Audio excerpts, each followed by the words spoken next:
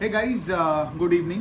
So इस workshop में will talk about 3 companies. I really like 2 of them और जो तीसरा कंपनी है वो उतना अच्छा नहीं लगता है, लेकिन सबके तो स्कोप अच्छे हैं, प्रॉस्पेक्ट्स अच्छे हैं, तो डिस्कशन तो करना ही पड़ता है after the Q4 numbers and क्या क्या हुआ है, मतलब कंपनी में क्या चल रहा है. तो सबसे पहले हम बात करते हैं मैनकाइंड फार्मा की. ठीक है, तो देखोगे अब मैनकाइंड फार्मा एक ऐसी one of the very few companies है जिसका साइज बड़ा है फिर भी बहुत अच्छे पेस से ग्रो कर रहा है. ठीक है, थोड़ा सा मैनकाइंड फार्मा का बिजनेस मॉडल जानते हैं. उनका 2 मेजर सेगमेंट है. एक है उनका फार्मा सेगमेंट जो कि एक डोमेस्टिक फार्मा सेगमेंट है. ठीक है, Mankind pharma is not like a typical pharmaceutical company जो यूरोप यूएस में वहाँ पे सब अपना माल बेचते हैं. ठीक है, ये एक डोमेस्टिक फेसिंग एक बिजनेस है मैनकाइंड फार्मा.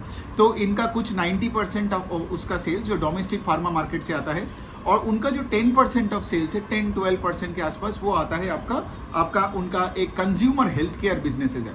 ठीक है, अब कंज्यूमर हेल्थ केयर 10% है, तो पहले जल्दी से उसके बारे में खत्म कर लेते हैं. आप देखोगे ये जो मैन फोर्स का कॉन्डम्स है, फिर आप देखोगे प्रेगा न्यूज़ है, फिर आई गेस उनका कोई गैस का भी, मतलब जब गैस होता है पेट में तो उसका भी एक दवाई होता है, गैसो समथिंग समथिंग एक नाम है, तो वो भी. तो ये जो सारे ब्रांड्स हैं ये सब बहुत नामी 100 करोड़ प्लस एक एक ब्रांड्स का वैल्यू है. ठीक है, और अगर आप देखोगे मैनकाइंड फार्मा एक ऐसा कंपनी है, इनके पास टोटल 23 प्लस ब्रांड्स है जिनका 100 करोड़ के ऊपर का ब्रांड वैल्यू है. ठीक है, सो ये आप ये बोल सकते हो कि like it's a collector of brands as well, right, of course in the consumer health care space. तो ये होगी ये वाला पार्ट. ठीक है, लेकिन अब आओ कि मेजोरिटी जो सेल्स आता है वो कहाँ से आता है, वो फार्मा स्पेस से आता है. इनका भी अगर आप देखोगे यहाँ पे 2 जगह से पैसा आता है. ठीक है, एक है क्रॉनिक सेगमेंट और दूसरा आता है नॉन क्रॉनिक सेगमेंट. अब सोचिए लॉजिकली, ठीक है, अगर आप डायबिटिक हो से फॉर एग्जाम्पल, तो क्या होता है कि आपको बार बार हॉस्पिटल जाना पड़ता है, आपको बार बार वो इंसुलिन का दवाई लेनी पड़ती है. तो डायबिटिक पेशेंट्स क्या होता है, एक बिकॉज अगर आप क्रॉनिक सेगमेंट में हो तो कस्टमर को बार बार वो चीज़ चाहिए, राइट, वही दवाई चाहिए, वही प्रेस्क्रिप्शन में चाहिए. तो इसमें क्या होता है ना, मेडिकल सिस्टम के लिए अच्छा है, कस्टमर के लिए अच्छा नहीं है, मेडिकल सिस्टम के लिए अच्छा है. तो ये कंपनी भी वही करने का कोशिश कर रहा है कि क्रॉनिक सेगमेंट का पार्ट को बढ़ाए और नॉन क्रॉनिक सेगमेंट का पार्ट को घटाए. ठीक है, नॉन क्रॉनिक सेगमेंट मतलब से फॉर एग्जांपल आपके पास ये एंटी इन्फेक्शन, फिर आपका कोई अगर गैस्ट्रो इंटेस्टाइन का कोई प्रॉब्लम हुआ इधर उधर का. लेकिन सोचिए ना, अगर आपको बुखार होता है तो बुखार तो स्ट्रक्चरल नहीं है ना, एक बंदे को क्या पता साल में 1 बार बुखार हो या साल में सिर्फ 2 बार बुखार हो. लेकिन अगर आप डायबिटिक हो, ठीक है, इससे क्या होगा कि आपको वो इंसुलिन का दवाई बार बार लेना पड़ेगा, राइट. दूसरा चीज़ क्रॉनिक में और क्या क्या चीज़ें आता है, रेस्पिरेटरी आता है, फिर उसके बाद कार्डियक आता है, और कंपनी भी नया नया क्या कर रही है, ऑन्कोलॉजी यूरोलॉजी में भी घुस गए हैं. ठीक है, तो ये सारी चीज़ें क्रॉनिक है. ठीक है, तो chronic segment is more structural, customer बार बार आते रहेंगे, मतलब एग्जिस्टिंग कस्टमर भी बार बार आएंगे. और हमारे देश तो वैसे ही diabetic capital of the world है, राइट. हम तो वैसे ही सब लोग, मेजोरिटी लोग तो खाना पीना गंदा करता है या गलत उनका माइंडसेट होता है, उससे क्या होता है, दे टर्न डायबिटिक. तो इनमें वॉल्यूम ग्रोथ भी आता है, और एक बार कोई डायबिटिक बन गया तो वो बार बार आता रहता है ना. सो ऑफ कोर्स ये कोई हेल्थ वीडियो नहीं है तो मैं उस पर फोकस कम करूंगा.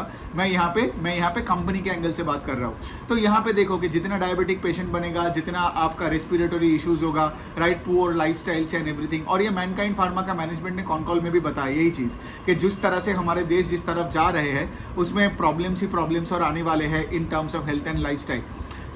सो ये वाला जो क्रॉनिक सेगमेंट है, FY18 में वॉज 28% ऑफ सेल्स, लेकिन आज अगर आप देखोगे 36% ऑफ सेल्स हो गया. मतलब क्या, ये सब हाई मार्जिन प्रोडक्ट्स भी है. एक और पॉइंट, क्यों, बिकॉज सोचिए अगर आप एक कस्टमर हो तो वहाँ पे आप पैसा लेके छीक नहीं करोगे जब आपको डायबिटीज़ का कोई गोली खाना हो, गॉट इट. लेकिन सोचो फॉर एग्जाम्पल अगर आपको सिर्फ बुखार हुआ है, आप तब देखोगे कोई भी दवाई मिल जाए मैं खा लेता हूँ. ठीक है, तो उस एंगल से देखो, मैं एकदम सिंपल करके बता रहा हूँ. तो क्रॉनिक डिजीजेस जिनका होता है वो कस्टमर प्राइस सेंसिटिव नहीं होता है और वो बार बार आता रहता है. तो कंपनी के लिए बहुत ही बढ़िया, और उसके साथ वॉल्यूम ग्रोथ भी होगा, राइट.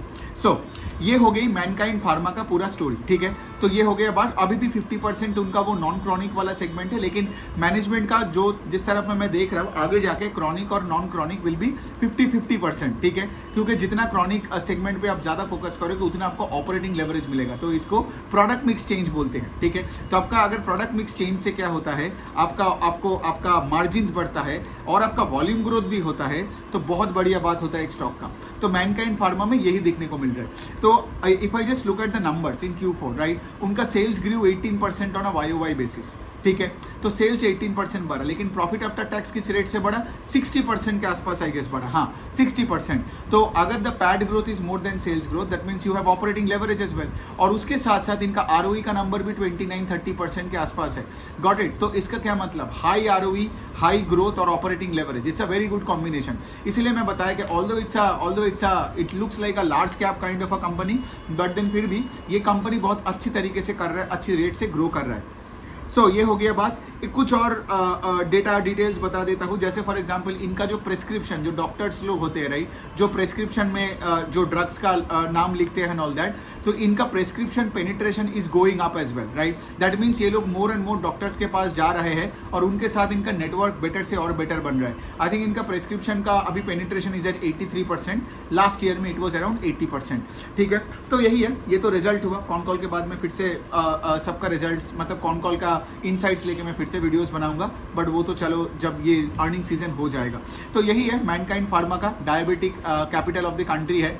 अगले 10 साल में बहुत ऐसे लाखों करोड़ों डायबिटिक पेशेंट आने वाला है, तो ऐसे कंपनीज का प्रोबेबिलिटी अच्छा है बेटर करने का, लेकिन आपको हर बिजनेस को ट्रैक करनी है। कोई बड़ा कोई स्टोरी पे कभी पैसा लगा के भूल नहीं जाना।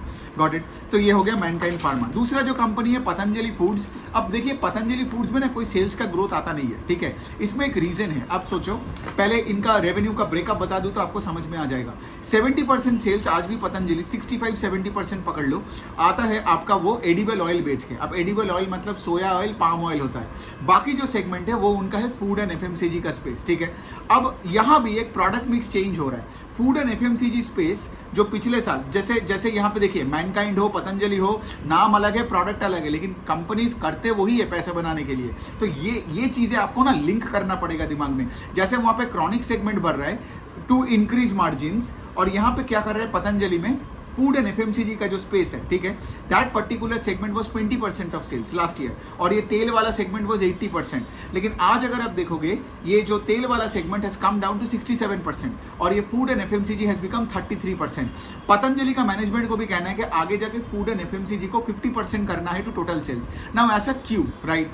ये इसीलिए हो रहा है बिकॉज इनका जो तेल वाला सेगमेंट है ना, ये शायद ज्यादा वॉल्यूम्स में बेचे, लेकिन वो बेचेगा उसी रेट में जब तेल का जो भाव होगा, राइट? तो FY24 में over FY23 I think Patanjali का वॉल्यूम ग्रोथ हुआ इन द एडिबल ऑयल स्पेस कुछ 13-14% के आसपास। एक बार डेटा आप कंफर्म कर लेना, बट डबल डिजिट का ही वॉल्यूम ग्रोथ आया। लेकिन इनका जो वैल्यू ग्रोथ वो पूरा घट गया, as a result of which sales degrowth करके। देखिए sales growth is equal to volume growth plus value growth, right? मतलब आप अगर एक्स्ट्रा बेचते हो पिछले साल से ज्यादा, तो वो होता है वॉल्यूम ग्रोथ। वैल्यू ग्रोथ का मतलब है, सोचो पिछले साल आप 10 रुपए पर लीटर तेल बेचते थे, इस बार तेल का भाव गिर गया बिकॉज वो कॉमोडिटाइज्ड है ना, और लेट से वो 8 रुपए पर लीटर बन गया। तो इसका क्या मतलब, आपका 14% वॉल्यूम ग्रोथ तो बढ़ा, लेकिन आपका वैल्यू ग्रोथ लेट से फॉर एग्जाम्पल 14% हो गया। मतलब 10 रुपए का तेल लेट से अब 8.5 रुपए में बन गया, मतलब पकड़ लो आप 15% का घाटा, 15% मतलब। और उस दिन में you don't have any pricing power on that segment, ठीक है, आपको 8.5 में ही बेचना पड़ेगा। तो इफेक्टिवली क्या हुआ, वॉल्यूम ग्रोथ 14% और लेट से वैल्यू डिग्रोथ हुआ 20%, तो ओवरऑल सेल्स ग्रोथ कितना हुआ, +14 -20 that is equal to -6। Got it? तो यही हो रहा है पतंजलि में। उनका जो सेल्स है, टोटल सेल्स सिर्फ 4% बढ़ा, 4% बढ़ा, और वो इसीलिए बढ़ा because of the other segment, उसमें मैं आ रहा हूँ। लेकिन अगर आप इस सेगमेंट पे देखोगे, the overall sales in the oil segment, in the edible oil segment, it degrew by 12%। मतलब क्या, मतलब अगर वॉल्यूम ग्रोथ 14 है और टोटल सेल्स 12% गिरा, तो वैल्यू ग्रोथ तो 20-25%, 30% गिर गया, राइट? और पतंजलि ने ये भी बोला पीपीटी में कि इनका जो तेल का प्राइसेस है ना, वो एक 50% के स्पेक्ट्रम में ऊपर नीचे किया। So FY24 has been very bad in terms of से जो तेल का प्राइसेस था। जैसे आप सोचो ना, 26% का वैल्यू डिग्रोथ हो गया, मतलब 10 रुपए पर लीटर अभी 7.5 रुपए हो गया, इफ इट इज अ 25% का डिग्रोथ इन वैल्यू। लेकिन आपका जो 14% का ओवरऑल ग्रोथ हुआ इन वॉल्यूम्स, फर्क नहीं पड़ा, because +14 -26 is equal to -12 which is the sales growth, मतलब सेल्स डिग्रो कर गया। और आपका अगर 65-70% ऑफ सेल्स अगर जो सेगमेंट से आ रहा है, अगर उसी का सेल्स अगर डिग्रो कर गया बाई 12%, तो ओवरऑल सेल्स ग्रोथ कितना, सिर्फ 4% आया। लेकिन अब सोचो, ओवरऑल सेल्स ग्रोथ फिर भी पॉजिटिव आया इनका, YOY इन Q4 ओवर Q4 क्यों? बिकॉज इनका फूड एंड FMCG का सेगमेंट बहुत अच्छा कर रहा है। आप देखोगे इनका जो न्यूट्रेला का पोर्टफोलियो है उसमें ग्रोथ है। फिर आप देखोगे उनका ये जो बिस्किट का पोर्टफोलियो है, उनका दूध करके एक बिस्किट है जो बहुत अच्छा कर रहा है, ठीक है। So the thing is Patanjali को समझ में आ गया वो न्यूट्रेला और ये बिस्किट वाला portfolio, so food and FMCG वाला जो सेगमेंट है इसमें इनको ग्रोथ लाना है, बिकॉज यहाँ पे वो वॉलेटिलिटी नहीं है, राइट। वॉलेटिलिटी इन सेल्स नहीं होगा, गॉट इट, कंपेयर टू से फॉर एग्जांपल ये तेल का बिजनेस। और पतंजलि में आज शायद ग्रोथ नहीं आएगा, लेकिन going forward in the coming years, ठीक है, अगर ये लेट से 40-50% तक लेके जाता है अपने प्रोडक्ट मिक्स को towards the food and FMCG space, फिर अब देखोगे धीरे धीरे करके pace of overall sales growth of the business बढ़ेगा। FY24 ओवर 23 में कुछ नहीं हुआ, लेकिन FY25 ओवर 24 में सोचो अगर तेल का भाव कहीं जगह पे जाके से फॉर एग्जांपल स्टेबल हो जाता है और वो वाला पार्ट ऑफ द पोर्टफोलियो का प्रोडक्ट मिक्स इंप्रूव होते जाता है, लेट्स से वो 40% 45% हो जाता है।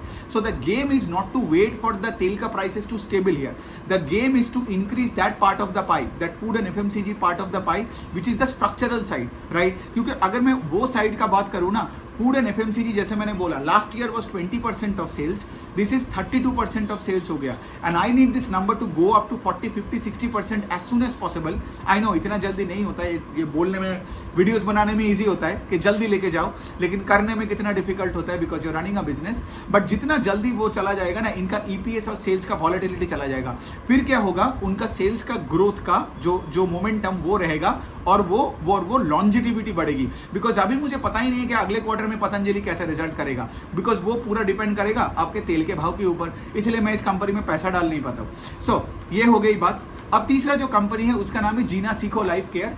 तो जीना सीखो लाइफ केयर अगर आप देखोगे एक Ayurvedic clinic and hospital business है, ठीक है। अगर आपको let's say for example Ayurvedic treatments पे बिलीव करते हो, फिर होम्योपैथी, फिर ये पंचकर्मा, मतलब जहां आप उनके सेंटर में जाओगे फिर आपको वो सुलाएगा और एकदम पूरा एकदम बॉडी में फुल ट्रीटमेंट आपको मिलेगा, है ना। ऐसा लगेगा कि अंदर से सारे मतलब वो जो मतलब सारे कचरे आपका निकल जाएगा, राइट। तो ये सारे का बिजनेस है आपका ये कंपनी जिसका नाम है जीना सीखो लाइफ केयर, ठीक है।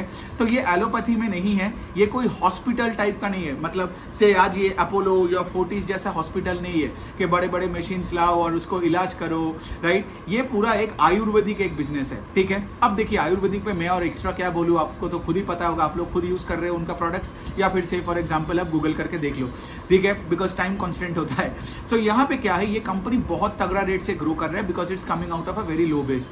तो यहाँ पे पहला चीज है उनका सेल्स का 2 हिस्सा होता है, एक है कि लाइक उनका आयुर्वेदिक मेडिसिन बेच के, आयुर्वेदिक प्रोडक्ट्स एंड मेडिसिन जिसी भी तरह से बोलो, चलो आयुर्वेदिक प्रोडक्ट्स बोलते हैं। और दूसरा है पंचकर्मा है उनके सेंटर्स और क्लिनिक या हॉस्पिटल में जाना पड़ेगा and they will take care of you, right. जैसे मैंने बोला पूरा बॉडी से एकदम मतलब एकदम आपका एक्सरसाइज करवा के, ब्रीदिंग से लेके everything. I never did it personally so I don't know it, ठीक है। लेकिन अगर आपने किसी ने एक्सपीरियंस किया हो, मतलब आइदर फ्रॉम जीना सीखो या कोई other company, you would like you would connect better with Panchkarma. You can like of course like Google Panchkarma and see what they do. So यहाँ पे अगर आप देखोगे, यहाँ पे कुछ अप्रॉक्सीमेटली अगर मैं बताऊँ आपको 60% के आसपास सेल्स आता है उनका जो आयुर्वेदिक प्रोडक्ट्स बेच के, ठीक है। और ये इनका एक ब्रांड है, उसका नाम है शुद्धि, ठीक है। They have more than 300 products and more than 500 SKUs, ठीक है। और ये शुद्धि के नाम पे बेचता है और जो कि बहुत ही फेमस भी है। अगर आप से फॉर एग्जांपल आयुर्वेदिक स्पेस में तो आपको शुद्धि का ब्रांड पता ही होगा। और 40% आता है वो है आपका पंचकर्मा, जहाँ पे कस्टमर को जाना पड़ता है वहाँ पे to get their treatment, got it. और यहाँ पे तो वही है, ये आपका आचार्य मनीष जी की कंपनी है, 2009 से उन्होंने चालू किया। आई थिंक उनका बहुत सारे यूट्यूब वीडियोस भी आपको मिल जाएगा।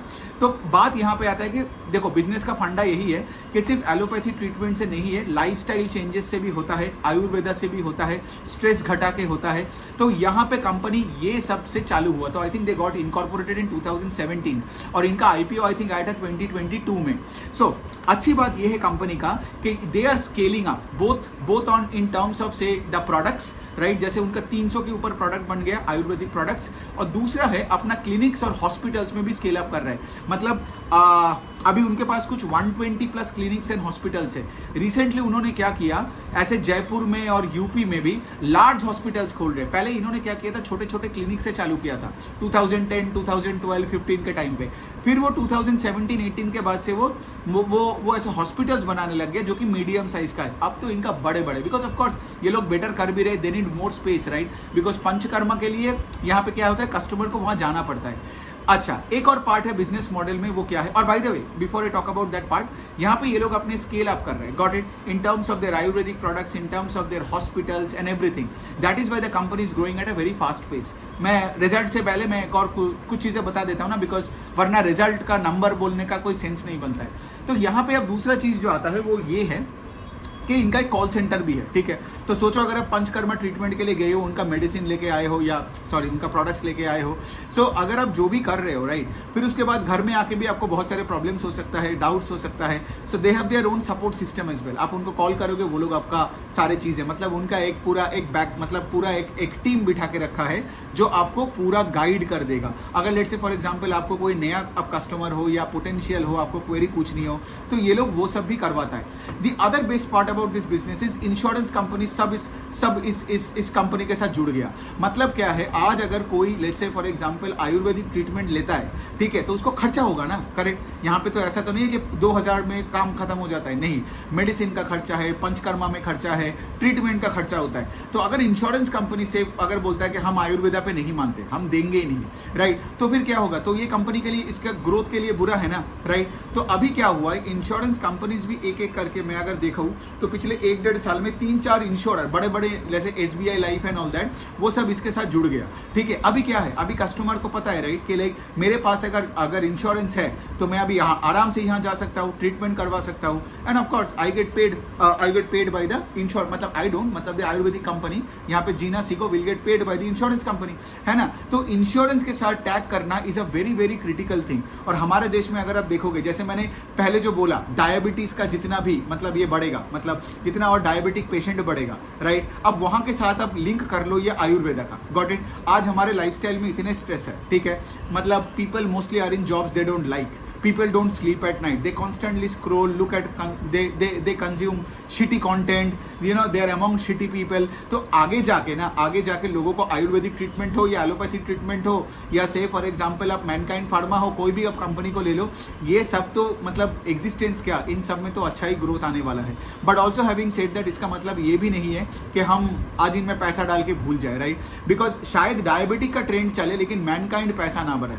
बिकॉज क्या पता मैनकाइंड से बेटर कोई और कंपनी कर ले इस डायबिटीज के फील्ड में, और मैनकाइंड का लेट्स से एग्जीक्यूशन का प्रॉब्लम आ जाए. इसी वजह से क्या है ना, कोई थीम बिलीव करने से पहले मैं बताता हूं कि इंडिविजुअली ट्रैक करो कंपनीज को, और सबको ट्रैक करने के बाद ना, जब आप दिमाग को एक साथ सोचोगे सारे कंपनीज को इन स्पेस, तो आपको थीम ऑटोमेटिकली पता चल जाएगा. आपको किसी से वो थीम या रिसर्च रिपोर्ट या कोई वर्कशॉप देखने की जरूरत नहीं है. सो एनी विच वे, तो ये हो गया जीना सीखो. अब थोड़ा रिजल्ट के बारे में बात करते हैं. बहुत तगड़ा रिजल्ट है.